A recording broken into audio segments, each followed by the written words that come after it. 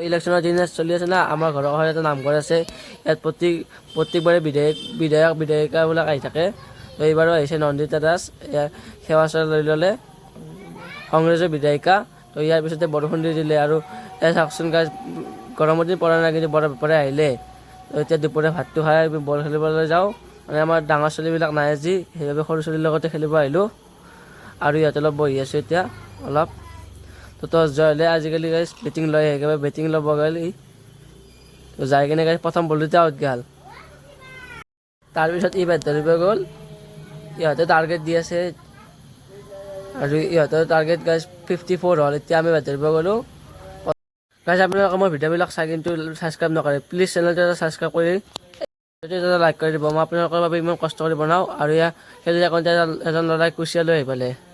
আৰু এতিয়া গধূলি হ'ব হ'ল, আমি ঘৰলৈ যাওঁ। কাইলৈ আকৌ সুন্দৰ মিনিট লগ পাম। আজিলৈ বাই।